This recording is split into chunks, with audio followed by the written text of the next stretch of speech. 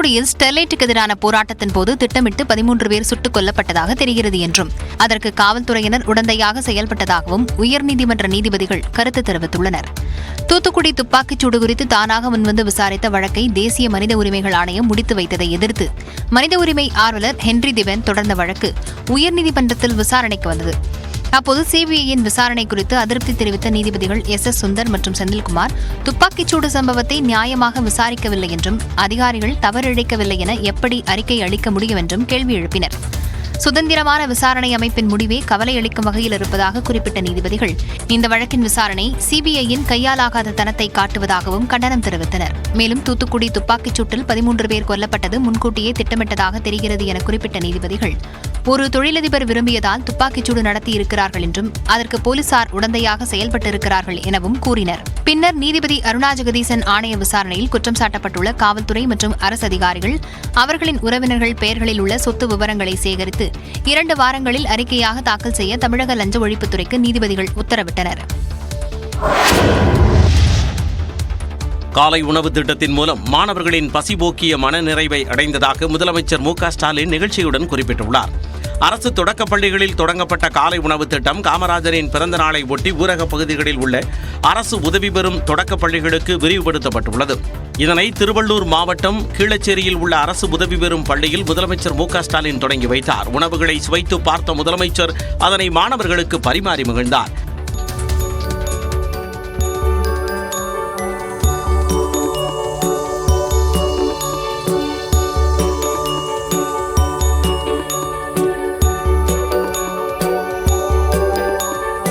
தொடர்ந்து பள்ளி மாணவர்களுடன் அமர்ந்து உணவருந்திய முதலமைச்சர் அவர்களிடம் சிறிது நேரம் கலந்துரையாடினார். அப்போது சிறுமி ஒருவர் ஸ்டாலின் தாத்தா என்று கூறவே தாத்தா அல்ல வெறும் ஸ்டாலின் தான் என முதலமைச்சர் புன்னகையுடன் கூறினார்.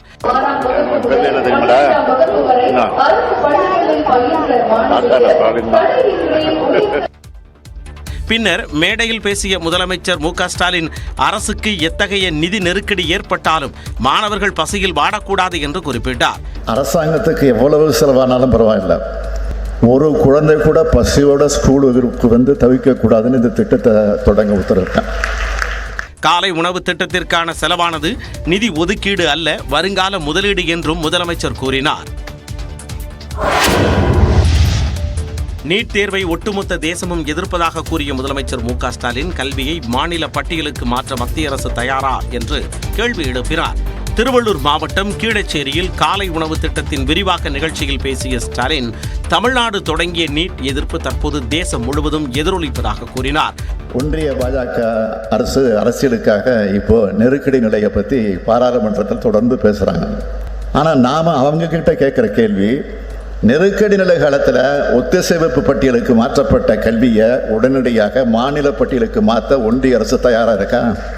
இந்த ஆக்கபூர்வமான செயலை அவங்க செய்வாங்களா? முதலமைச்சரின் காலை உணவு திட்ட விரிவாக்கம் மூலம் ஊரக பகுதிகளில் உள்ள 3995 அரசு உதவி பெறும் பள்ளிகளில் பயிலும் 2,23,536 மாணவர்கள் பயனடைவார்கள் என்று அரசு தெரிவித்துள்ளது.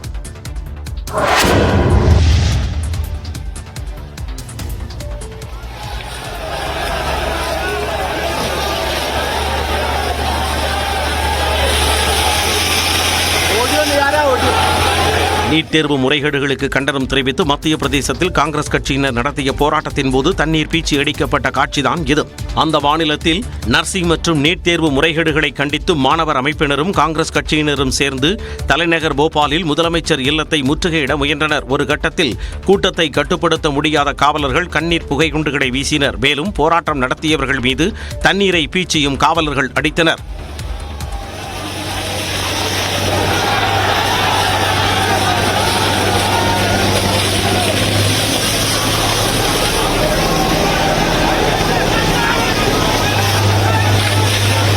இந்த சம்பவத்தால் அந்த இடம் போர்க்கிடம் போல் காட்சி அளித்தது. போராட்டத்தில் ஈடுபட்டவர்களை காவல்துறையினர் கைது செய்து அழைத்துச் சென்றனர். அக்னிபத் திட்டத்திற்கும் போராட்டக்காரர்கள் எதிர்ப்பு தெரிவித்தனர்.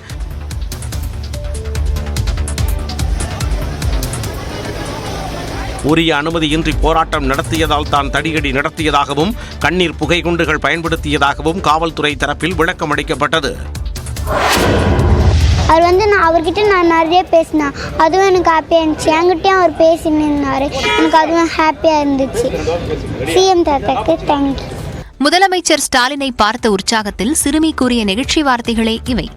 காலை உணவு திட்டத்தின் விரிவாக்கத்தை திருவள்ளூர் மாவட்டம் கீழச்சேரியில் உள்ள அரசு உதவி பெறும் பள்ளியில் முதலமைச்சர் ஸ்டாலின் தொடங்கி வைத்தார். அப்போது முதல்வரை பார்த்த உற்சாகத்தை பள்ளி சிறுமிகள் மகிழ்ச்சியுடன் விவரித்தனர். இந்த காலை திட்டத்தினால உங்களுக்கு என்ன பயன் கிடைச்சது அப்படின்னு கேட்டார். அதுக்கு நாங்கள் நிறைய தடவை சாப்பிடாம வந்தோம். இந்த சாப்பாடுனால நாங்கள் காலையில் இங்கேயே சாப்பிட்டு நல்லா படிக்கிறோம் அப்படின்னு சொன்னேன். நீங்கள் எதிர்காலத்தில் என்ன ஆக போகிறீங்க அப்படின்னு கேட்டார். நான் உங்களை மாரி ஆகி நிறைய திட்டங்களை உருவாக்குவேன் தாத்தா அப்படின்னு சொன்னேன். காலை உணவு திட்டத்தில் சிறுதானியங்களால் தயாரிக்கப்பட்ட உணவு வழங்கப்படுவதாக தமிழ்நாடு அரசின் உண்மை சரிபார்ப்பு குழு தெரிவித்துள்ளது. காலை உணவு திட்டத்தில் முட்டை, சிறுதானியங்கள் என ஊட்டச்சத்து உணவு வழங்க வேண்டும் என பாஜக மாநில தலைவர் அண்ணாமலை கூறியிருந்தார். இதற்கு விளக்கம் அளித்துள்ள தமிழ்நாடு அரசின் உண்மை சரிபார்ப்பு குழு, காலை உணவு திட்டத்தில் சிறுதானியங்களால் தயாரிக்கப்பட்ட உணவு வழங்கப்படுவதாக விளக்கம் அளித்துள்ளது. வேகாத வெயிலில் கூவி கூவி ஓட்டு கேட்டும் யாரும் தங்களுக்கு ஓட்டு போடவில்லை என்று அதிமுக முன்னாள் அமைச்சர் செல்லூர் ராஜு ஆதங்கத்துடன் தெரிவித்தார். மதுரையில் செய்தியாளர்கள் சந்திப்பில் பேசிய அவர், அதிமுகவின் கோட்டையாக மதுரை ஒரு காலத்தில் இருந்ததாகவும் தற்பொழுது தோல்வியை தழுவியது தங்களுக்கு மன உளைச்சலை தருவதாகவும் வேதனை தெரிவித்தார். 2000 கோடிக்கு மேல நிதிகளை வாங்கி சென்றாரு, ஆனா இந்த ஊர்ல ஓட்டு போடல அப்படின்னு சொன்னார். நாங்க காமராஜர், நாங்க தலைவர் புரட்சி தலைவர் அம்மாவா நாங்களும் கூவி கூவி தாப்பா அழைச்சோம். வெயில வேகாத வெயில அந்த சரவணனுக்காக ஓட்டு கேட்டோம். ஓட்டு கேட்டதுல எதுவும் கம்மியா இருந்துச்சா? கழக தொண்டர்கள் பம்பரமா தான் பணியாற்றினாங்க. இதுக்கு மேல எப்படி ஒரு கட்சியில வேலை பார்க்க முடியும்? எதிர்கட்சியில எல்லாம் வேலை பார்த்தாங்க, எல்லாம் நல்லா தான் பார்த்தாங்க. சிறுபான்மை மக்கள் அதிமுகவை இன்னும் நம்பவில்லை எனவும் செல்லூர் ராஜு கவலை தெரிவித்தார். இந்தியாவை ஆளணும் அப்படின்றத மோடிக்கு ஓட்டு போட்டாங்க. சில பேர் என்ன செஞ்சாங்க, மதசார்பற்ற சிறுபான்மையினர் என்னாச்சு, அவங்க ராகுல கொண்டு வரணும்னு நினைச்சாங்க. இதுக்கிடையில நாங்க அடிபட்டுட்டோம், அவ்வளவுதான். அதே மாதிரி சிறுபான்மையினர் எங்க மீது இன்னும் ஒரு நம்பிக்கைக்குரியவர்களாக எங்களை இன்னும் கொண்டு வரல. நாங்க எவ்வளவு தூரம் கூவி கூவி அழைக்கிறோம், சொல்றோம், நல்லதுதான் செய்யறோம். மதுரை மட்டுமல்லாமல் தமிழ்நாடு முழுவதும் அதிமுக சரிவை சந்தித்ததாகவும் செல்லூர் ராஜு குறிப்பிட்டார். சிறுபான்மை மக்களின் மனநிலை எதிர்காலத்தில் மாறும் என கட்சி நிர்வாகிகளிடம் அதிமுக பொதுச் செயலாளர் எடப்பாடி பழனிசாமி நம்பிக்கை தெரிவித்ததாக தகவல் வெளியாகியுள்ளது. நாடாளுமன்ற தேர்தல் தோல்வி குறித்து சென்னை ராயப்பேட்டையில் உள்ள தலைமை அலுவலகத்தில் மயிலாடுதுறை, நாகை தொகுதி நிர்வாகிகளுடன் எடப்பாடி பழனிசாமி ஆலோசனை மேற்கொண்டார். அப்பொழுது சிறுபான்மை மக்களின் மனநிலை எதிர்காலத்தில் மாறும் என்றும், ஆகவே தொண்டர்கள் யாரும் துவண்டுவிட வேண்டாம் எனவும் எடப்பாடி பழனிசாமி பேசியதாக தெரிகிறது. சிறுபான்மை மக்களின் நம்பிக்கையை பெற தொடர்ந்து உழைப்போம் என்றும், வரும் சட்டமன்ற தேர்தலில் அதிமுக வலுவான கூட்டணி அமைப்பது உறுதி எனவும் எடப்பாடி பழனிசாமி கூறியதாக தெரிகிறது.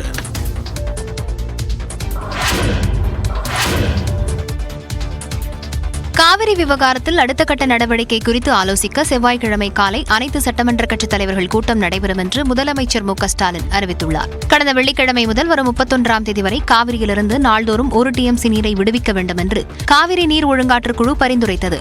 இதற்கு மறுப்பு தெரிவித்த கர்நாடகா, நாளொன்றுக்கு வினாடிக்கு 8000 கன அடி நீர் மட்டுமே திறக்க முடியும் என்று கூறியது. இந்நிலையில் ஒழுங்காற்றுக்குழுவின் ஆணைப்படி தமிழ்நாட்டிற்கு விடுவிக்க வேண்டிய நீரை திறந்துவிட இயலாது என்று கர்நாடக அரசு கூறியது மிகுந்த அதிர்ச்சி அளிப்பதாக முதலமைச்சர் ஸ்டாலின் தெரிவித்துள்ளார்.